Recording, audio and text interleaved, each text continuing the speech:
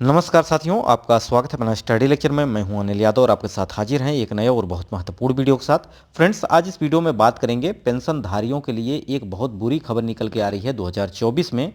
यानी फ्रेंड्स, आपको डॉक्यूमेंट जमा करने होंगे, यानी 31 जनवरी से पहले 3 डॉक्यूमेंट्स आपको जमा करने होंगे, अदरवाइज आपकी पेंशन बंद हो जाएगी।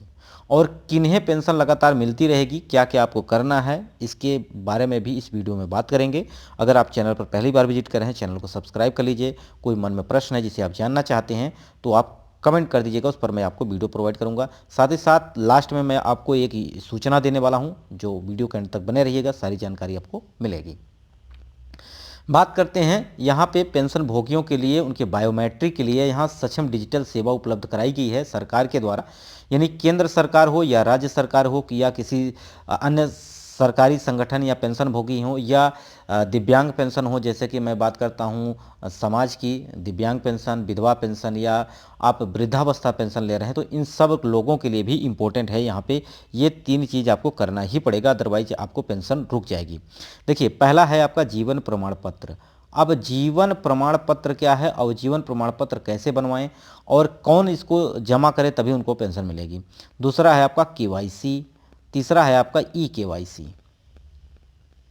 अब जीवन प्रमाण पत्र क्या है? जीवन प्रमाण पत्र पेंशन भोगियों के लिए बहुत ही इम्पोर्टेंट है, यानी उन लोगों के लिए जो गवर्नमेंट एम्प्लॉय हैं, जैसे गवर्नमेंट के द्वारा रिटायर हुए हैं, चाहे वो राज्य सरकार से हों, चाहे वो आपका केंद्र सरकार के रिटायरमेंट हो, इन सब के लिए बहुत इंपॉर्टेंट है जीवन प्रमाण पत्र। इसे आपको जमा करना होगा, क्योंकि जो राज्य सरकार या केंद्र सरकार हैं जिनकी पेंशन बात की जाए 15,000 से ऊपर, यानी 40,000, 45,000, 50,000, 55,000, ये पेंशन जिनको आ रही है उनको जीवन प्रमाण पत्र देना होता है।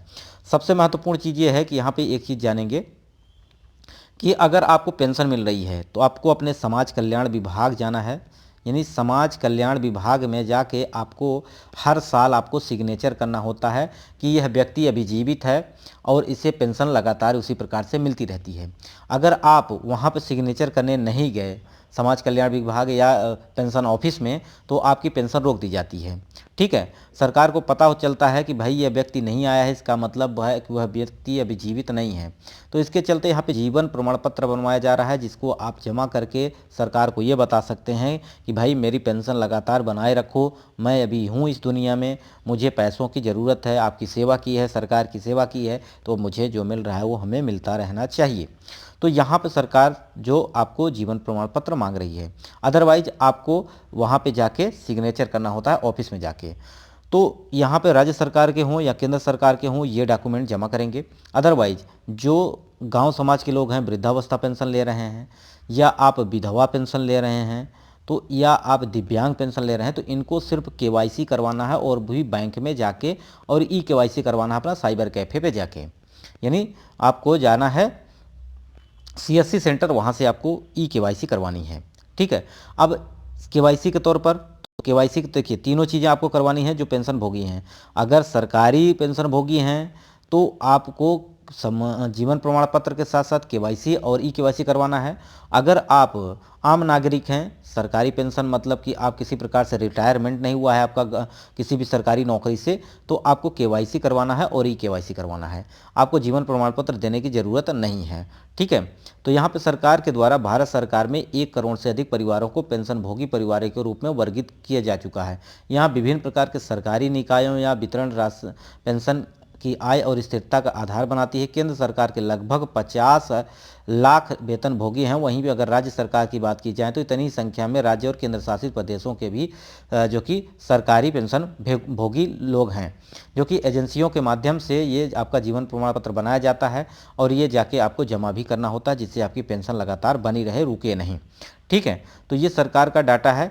वहीं हम बात करते हैं कि इससे सार्वजनिक क्षेत्र में जो काम कर रहे हैं, जैसे पीएफ कटता है उनका, जैसे ईपीएफओ के माध्यम से आपका पीएफ कटता है। ठीक है, उसमें से आपका क्या होता है 10% सरकार अपने पास रखती है। जब आपकी उम्र 60 साल हो जाती है तो उस दौरान ये आपको पेंशन प्रोवाइड कराई जाती है, आपकी जो भी पेंशन बनती है। तो ऐसे भी जितने व्यक्ति हैं उन लोगों को भी यहाँ पे जीवन प्रमाण पत्र सहित आपको केवाईसी, यानी बैंक में जाके अपना आधार कार्ड, पैन कार्ड और आपका मोबाइल नंबर ये अपडेट करवाना है और आपको ई केवाईसी करवाने हैं। ई केवाईसी आप जो कि CSC सेंटर से करवा सकते हैं, जनसेवा केंद्र से करवा सकते हैं।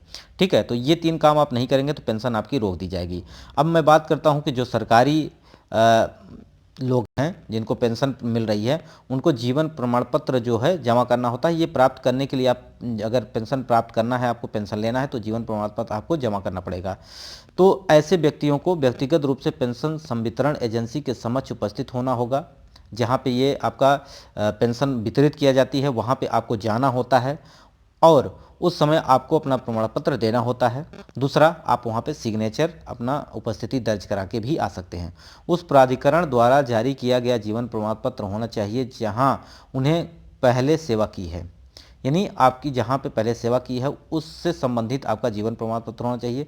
संवितरण एजेंसी को सौंपना होगा, जहाँ से ये पैसा आपको वितरण किया जा रहा है उस एजेंसी को आपको पैसे देने होंगे, जीवन प्रमाण पत्र देना होगा, जिससे भारत सरकार की पेंशन भोगियों के लिए डिजिटल जीवन प्रमाण पत्र योजना शुरू की गई है। यानी डिजिटल जीवन प्रमाण पत्र आप बनवा सकते हैं और इसे डिजिटल लॉकर में आप इसको लॉक भी कर सकते हैं। जब भी आपको ज़रूरत हो आप वहाँ पे उससे सेंड कर सकते हैं, दे सकते हैं। ठीक है, जिससे जीवन प्रमाण पत्र के नाम से जाना जाता है। ठीक है, डिजिटल जीवन प्रमाण पत्र कहा जाता है जिससे पे, ठीक है, life certificate, digital life certificate कहा जाता है। ये आप उसको वहाँ पे जमा करना होता है।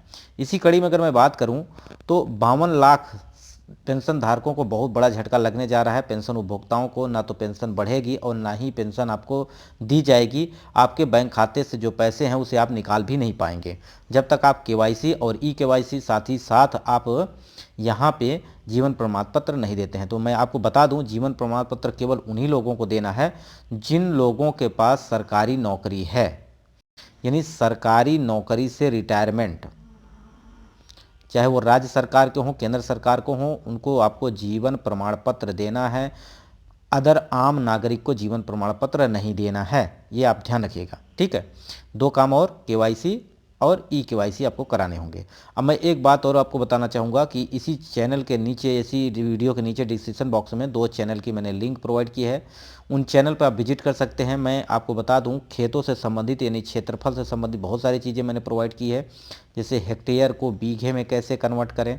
साथ ही साथ कोई भी आप ज़मीन की रजिस्ट्री करा रहे हैं तो आप कैसे पता करें कि ज़मीन की रजिस्ट्री जो है सही है कि नहीं है, दाखिल खारिज क्या है। ठीक है, वहीं पे हम बात करेंगे कि वरासत क्या होती है, वरासत और वसीयत में क्या अंतर होती है। इसमें मैंने बहुत सारे वीडियो प्रोवाइड किए हैं आपके खेतों से संबंधित, क्षेत्रफल से संबंधित, हेक्टेयर को एकड़, बीघा, बिस्वा, डिसमिल में कैसे कन्वर्ट करें, चाहे वो राजस्थान हो, चाहे मध्य प्रदेश हो, उत्तराखंड हो, हरियाणा हो, पश्चिम बंगाल हो, गुजरात हो, सभी राज्यों के ऊपर मैंने अलग से वीडियो प्रोवाइड किया है। अगर आपने अभी तक नहीं देखा है तो चैनल पर विजिट कर लीजिएगा, बहुत सारे वीडियो मिलेंगे। अगर इसके अलावा के मन में कोई प्रश्न है जिसे आप जानना चाहते हैं तो आप कमेंट कर दीजिएगा, उस पर मैं आपको वीडियो अलग से प्रोवाइड कर दूंगा। तो फ्रेंड्स, वीडियो यहीं समाप्त करते हैं। बस जाते जाते आप वीडियो को लाइक कर दीजिए, दोस्तों तक शेयर कर दीजिए। नमस्कार।